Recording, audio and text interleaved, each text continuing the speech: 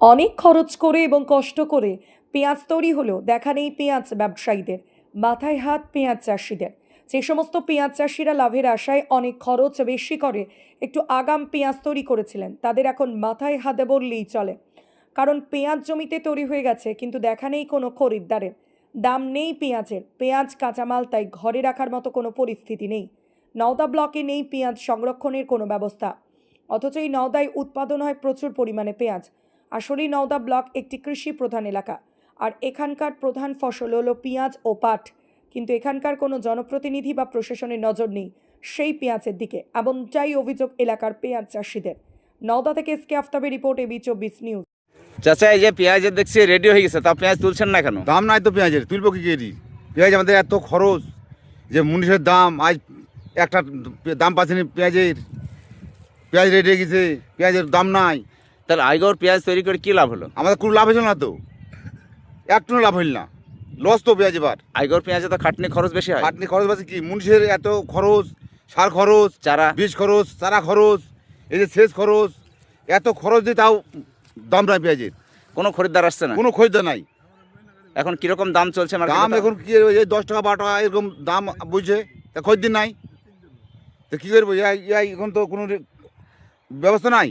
এরপর তো পাট বুনতে হবে, এরপর পাট বুনতে হবে, জমি খালি করতে হবে। জমি খালি করতে হবে। আমাদের এখন ভারত মাথায় চিন্তাটা বেড়ে গেছে। সরকারকে কি বলতে চাই? সরকারকে কি বলবো? সরকার যে আমাদের ফলটা তুলুক, দাম দেখ, এইটাই আমরা চাচ্ছি সরকারের কাছে। আপনার নাম? আমার নাম মফজুল শেখ, বাড়ি দুর্গাপুর। আপনার এবছর কত বিঘা পেঁয়াজ আছে? 6-7 বিঘা আছে।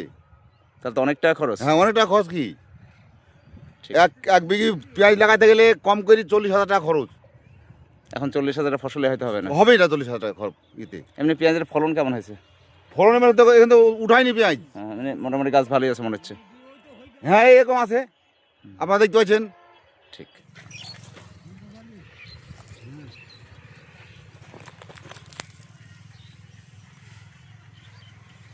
এই যে পেঁয়াজ জমিতে দেখছি তৈরি হয়ে গেছে, তাও তুলছেন না কেন? হ্যাঁ, পেঁয়াজ তুলবো কি করি, দাম পাইছি নি, দাম নাই। সরকার পেঁয়াজ নিয়ে কোনো ভাবছেই না।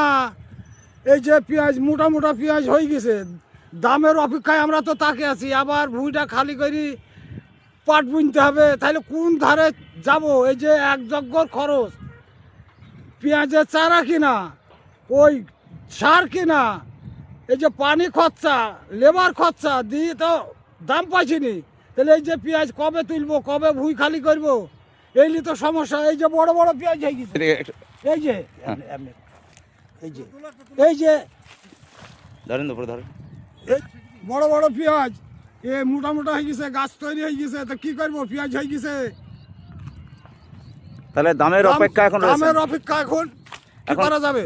কোনো খরিদ্দারই নেই। কোনো খরিদ্দার নাই, কেউ কথাই বলছে না তো।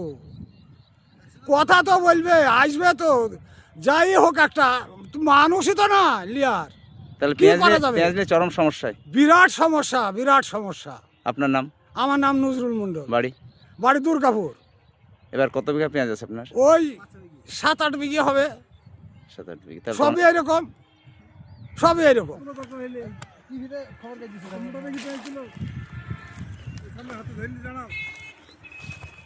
দেখতেই পাচ্ছেন পেঁয়াজ একদম মোটা মোটা রেডি হয়ে গেছে। আইগর পেঁয়াজ সবাইভাবে বেশ ভালোই মোটা হয়েছে, কিন্তু মোটা হয়েই কী করবে? বাজারের দাম নেই, যেমন তখন খরিদ্দারই নেই বলছেন। কৃষকরা জানাচ্ছেন যে পেঁয়াজ নেওয়ার জন্য কোনো খরিদ্দারই নেই, তুলে কি করবে? পেঁয়াজ একদম রেডি হয়ে গেছে, কি মোটা মোটা পেঁয়াজ দেখতেই পাচ্ছেন, আইগর পেঁয়াজ এগুলো।